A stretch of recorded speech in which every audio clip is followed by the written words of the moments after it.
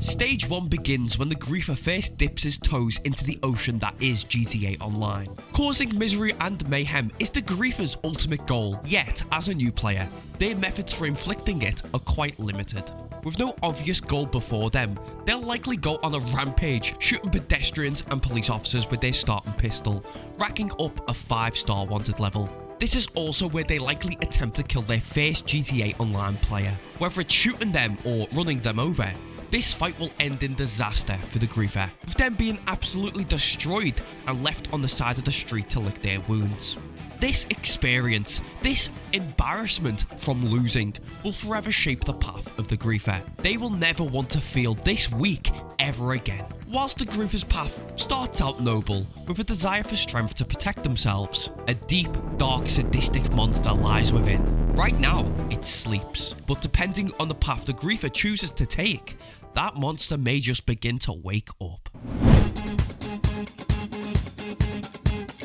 Stage 2 is where the griefer properly begins to sink his teeth into the game. He discovers the core game loop of earning money and spending it ad nauseum, forever. He'll begin grinding missions to purchase more lucrative business pursuits and earn a decent chunk of starter capital. Whilst he enjoys the money, he definitely does not enjoy the grinding. However, he trudges on simply because he has to. That is until a force of nature comes along and blows him away. An oppressor Mark II griefer saddled upon his flying bike destroys his cargo and everything he's built towards. This will not stand. The griefer tries fighting back, but he is far too weak and too unequipped to take revenge. Once again, the griefer has been made to feel weak, and he swears this will be the last time.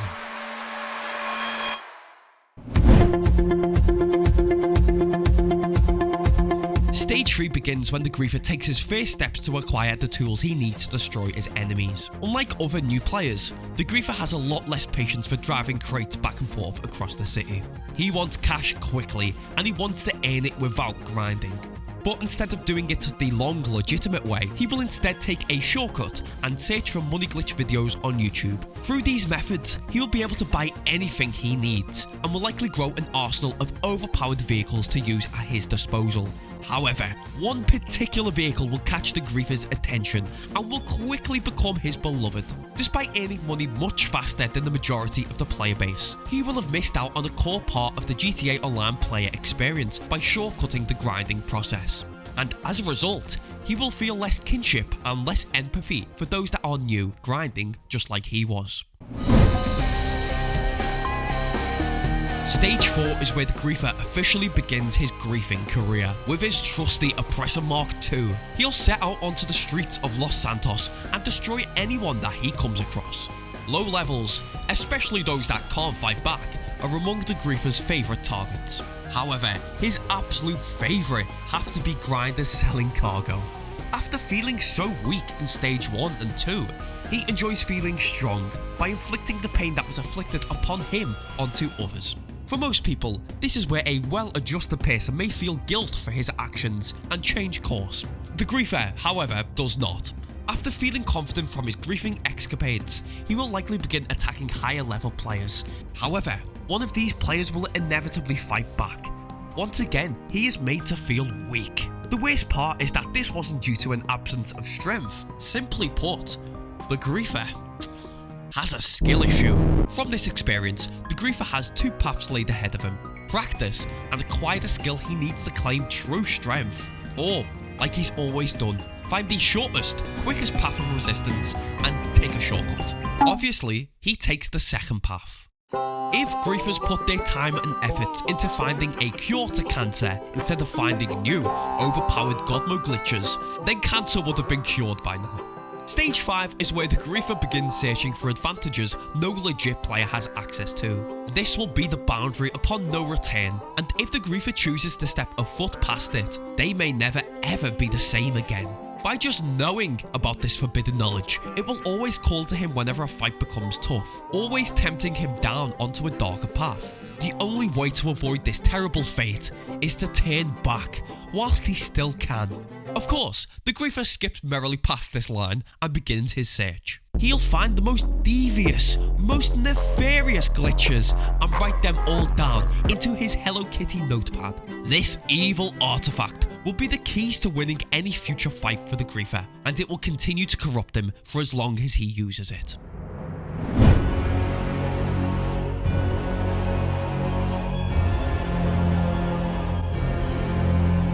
Stage 6 is where the griefer begins to unleash all that he's learned upon the players of GTA Online. Like a primordial plague of death and destruction, he will terrorise every lobby unfortunate enough to cross paths with him. The sheer level of strength the griefer now holds will feed his ego to levels unknown to human comprehension. With every griefed piece of cargo, with every grinder killed, he will begin to feel more and more powerful and look further down upon his victims. He will revel in glee whenever he receives angry messages cursing him and probably his mother for destroying their cargo. Proving his strength no longer drives him, only the desire to make others feel weak. Truly, forevermore, the griefer is lost. This is where the griefer will truly begin to hate grinders. Not for anything they've done to him, but just because his ego is that large, he will no longer have empathy for those he sees as inferior. If the earlier stages were a point of no return, stage 6 is where the griefer forgets the line even existed in the first place.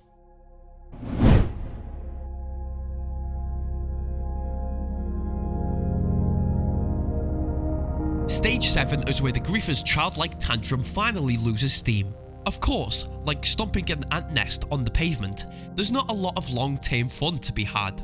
Obviously, the angry messages they get are absolutely hilarious to receive, but there's only so many ways you could be told to die of cancer before it starts to get a little bit old. The novelty of griefing has well and truly worn off. Oftentimes, this is where a griefer's journey will end. After destroying any goodwill they might have earned with the community, they will likely move on as there is nothing more for them to achieve in the game.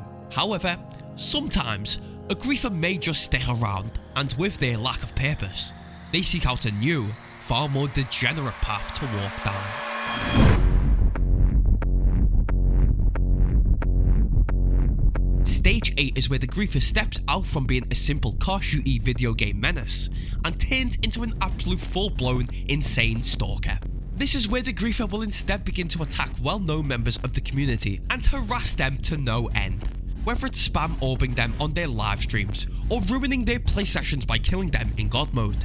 If there's anyone with a shred of clout or fame, they will be there to ruin their day. Sometimes they will even use mods to join their lobbies whenever they log on and crash their games.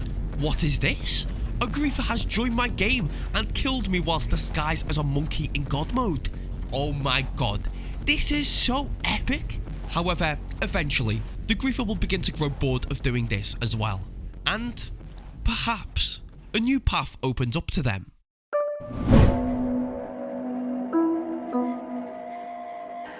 Stage 9 is where the griefer has completely, well and truly exhausted every drop of hate they possess. Not out of a sense of empathy for their victims, no. Just simply due to the fact there's only so many times you can grief someone before you realise you're kinda griefing yourself. Yeah, it can be fun in the moment to destroy a grinder's cargo, but it doesn't really accomplish anything at the end of the day. Nothing productive was achieved, no new connections were formed, and not a single second of it was spent productively. Being a griefer is a lonely occupation. Obviously, being awful to people won't net you many friends. Maybe the griefer wants to be a part of the community that, for so very long, he's tormented and harassed. Perhaps it is time for a change.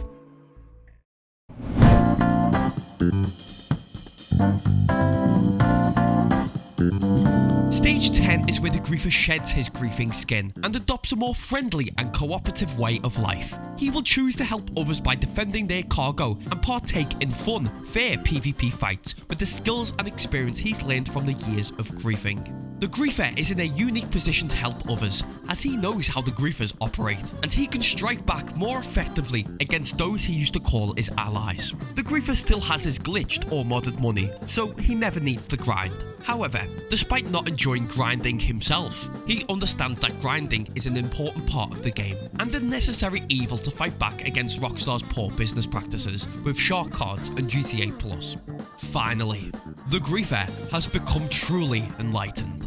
Thank you for watching, everybody. Hope you enjoyed, and goodbye.